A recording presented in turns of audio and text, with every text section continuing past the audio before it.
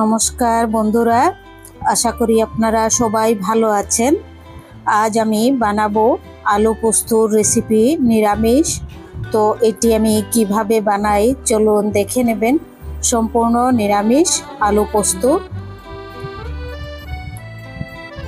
প্রথমে আমি 5 চামচ, চা চামচ দিয়ে 5 চামচ পোস্ত নিয়ে এটি এখন ড্রাই ভেজে নেব অল্প। 2 মিনিট এটি ভেজে তারপর তুলে নেব। ভাজা হয়ে গেছে। এবার এটি আমি শিলের মধ্যে বেটে নেব। তার জন্য 2টি শুকনো লঙ্কা, 2টি কাঁচা লঙ্কা নিয়েছি। এবার পোস্তগুলি বেটে নেব। প্রথমে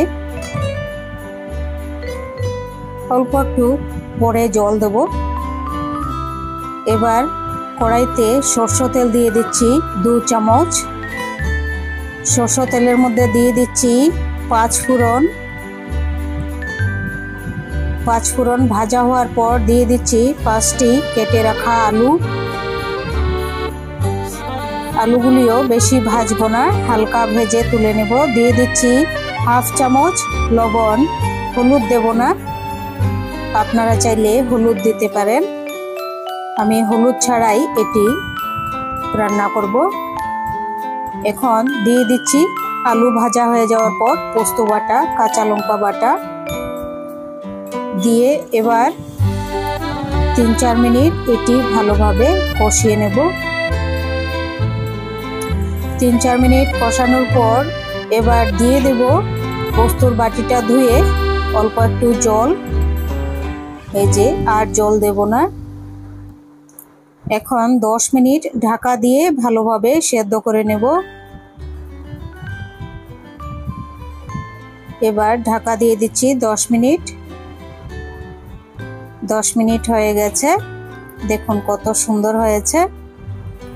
আপনারা চাইলে চিনি দিতে পারেন, আমি চিনি দেইনি, হলুদও দেইনি। দেখুন তাও হলুদ হয়েছে, কত সুন্দর। এবার দিয়ে দিচ্ছি লাস্টে অল্প একটু কাঁচা তেল। খুব টেস্টি হবে, সুন্দর একটা গন্ধ হবে, এর জন্য অল্প একটু কাঁচা তেল দিয়ে দিলাম, সরষের তেল। আপনাদের যদি রেসিপিটি ভালো লাগে সাবস্ক্রাইব করবেন, লাইক করবেন, শেয়ার করবেন, কমেন্ট করে জানাবেন আপনাদের কেমন লেগেছে এই নিরামিষ আলু পোস্ত। এরকমভাবে নরম ফুলকো লুচির সাথে দুর্দান্ত লাগবে। এই পুজোতে এরকমভাবে ব্রেকফাস্ট আপনারা সবাই বানিয়ে খাবেন, খুব ভালো লাগবে। সবাই ভালো থাকবেন, সুস্থ থাকবেন। আর অনুগ্রহ করে আমার চ্যানেলটি সাবস্ক্রাইব তো করবেন, আর অনুগ্রহ করে আমার ভিডিওটি স্কিপ করবেন না। একদমই ভিউজ ডাউন হয়ে গেছে।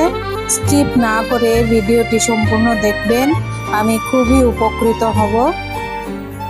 সবাই সুস্থ থাকবেন, এটি আমার ঠাকুরের কাছে প্রার্থনা। কেমন লেগেছে আপনারা কমেন্ট করে জানাবেন এই রেসিপিটি।